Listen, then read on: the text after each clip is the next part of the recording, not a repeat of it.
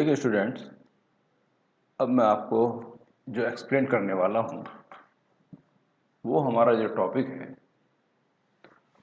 वो hydraulic brake के बारे में है। अभी जो हाइड्रोलिक ब्रेक होता है जल्दी गाड़ियों में इस्तेमाल होता है, ब्रेक सिस्टम है, ठीक है ना। जो जितने व्हीकल हैं, बड़ी गाड़ियाँ होती हैं, साइकिल को तो छोड़ दीजिए, सब में ये लिक्विड वाले ब्रेक यूज होते हैं। इन ब्रेक्स में ऑयल का इस्तेमाल करते हैं, ब्रेक ऑयल का। तो ये कैसे वर्क करता है? ये ज़्यादा पावरफुल होता है नॉर्मल ब्रेक के मुकाबले।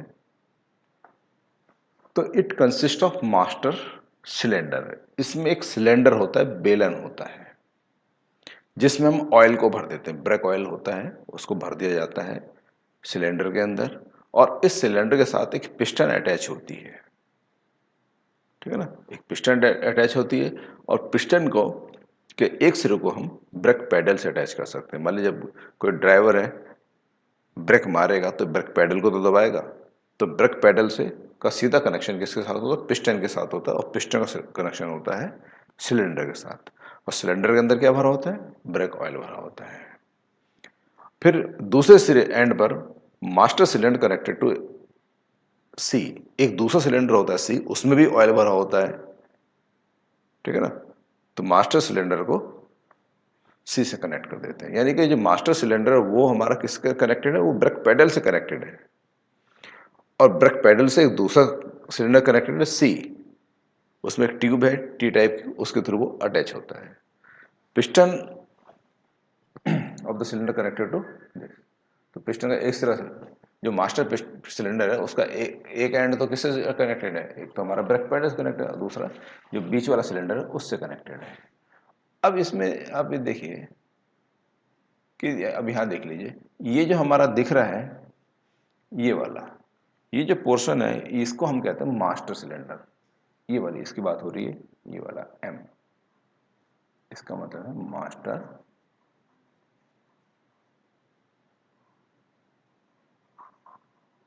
ठीक है ना।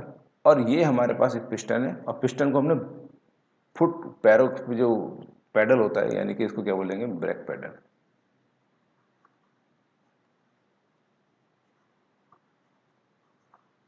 ठीक है ना। तो वो ब्रेक पैडल के साथ अटैच होता है।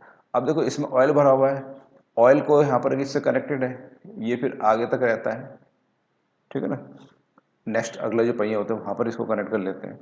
अब इसका एक यहाँ पर एक दूसरा सिलेंडर हमारे पास है, ये वाला सिलेंडर है सी। इसमें भी क्या है भाई? इसमें क्या है? ये ऑयल तो है, ये सारे में भरा क्या है? ये इसमें क्या भर रहा है? ये सब जगह ब्रेक ऑयल है,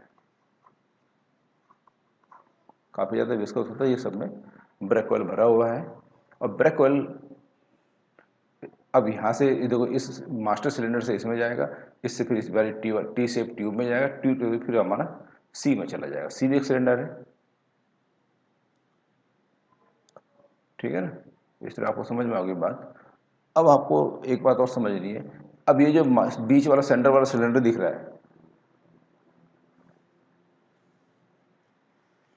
ठीक है ना। अब ये जो सिलेंडर, इसमें ये दो पिस्टन है, एक पिस्टन P1 है, दूसरा पिस्टन P2 है।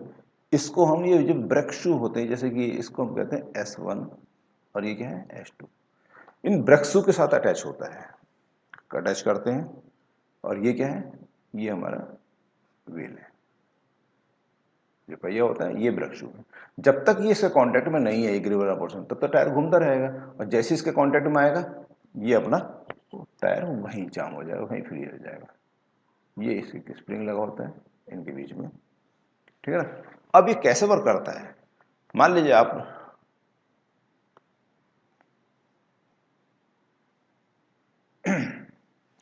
कि जैसे कि आपने क्या करा, इसमें एक क्लियर लीजिए और इसको हटा दीजिए।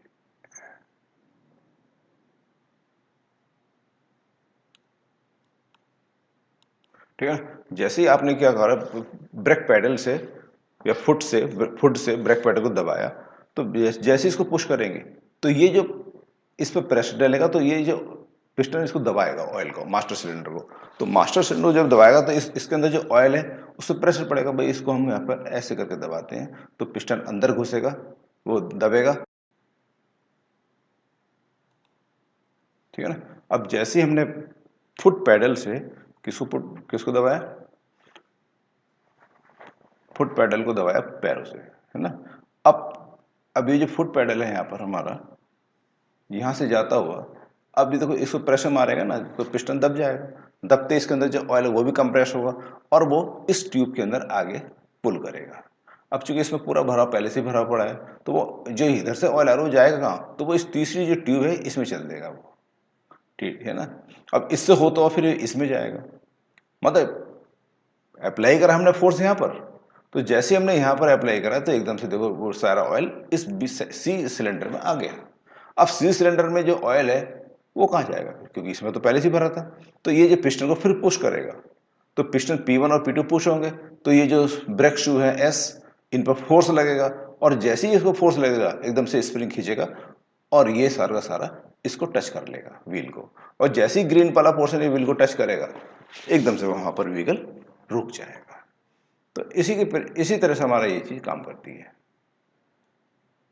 ठीक है ना। तो इस तरह से हम किसी भी गाड़ी में इस तरह के ऑयल वाले ब्रेक का यूज करते हैं, जितने भी हैवी व्हीकल होते हैं उनमें इस तरह के ब्रेक का इस्तेमाल करते हैं, ठीक है ना। तो ऑयल अगर लीक हो जाए तो ब्रेक काम नहीं करते, तो ऑयल सफिशिएंट रहना चाहिए, तो बार बार इसमें ऑयल भरते रहते हैं जिससे कि ये अच्छा प्रेशर इसमें अप्लाई करें और ऐसे ट्रिक। अब बीच में देखो बार बार ब्रेक अप्लाई करेंगे तो कभी कभी तो ब्रेक शू भी घिस जाते हैं, तो इसको ब्रेक शू को बदलना पड़ता है और फिर अपने प्रॉपर काम करते रहते हैं। ये जो दिख रहा है ग्रीन वाला पोर्शन इसको बोलते हैं ब्रेक शू। जब भी आप मोटरसाइकिल बाइक की या सर्विस कराएंगे गाड़ी की तो उसमें ब्रेक शू को खुरदा बना दिया जाता है ना। जब नया होगा ब्रेक शू तो खुरदरा होगा एकदम से, फ्रिक्शन की वजह से, घर्षण की वजह से पैर को एकदम चिपक जाता है वो और गाड़ी वहीं रुक जाती है। जब पुराना हो जाता है तो वो चिकना हो जाता है, उसको या तो रफ कर देते हैं या फिर उसको चेंज कर देके नया ब्रेक डाल देते हैं। तो ये हमारा पास्कल लॉ पे बेस्ड हाइड्रोलिक ब्रेक सिस्टम है, तो आप इसको ध्यान से करिए और टॉपिक समझ में आता है तो आप इसको शेयर और सब्सक्राइब जरूर करिए। तो इस तरह से ये आपका ये हाइड्रोलिक फ्लूइड प्रेशर, आपका फ्लूइड प्रेशर में जो पास्कल लॉ है ये टॉपिक हमारा कंप्लीट होता है। उसके बाद फिर हम नेक्स्ट टॉपिक अगले वीडियो में करते हैं, ठीक है।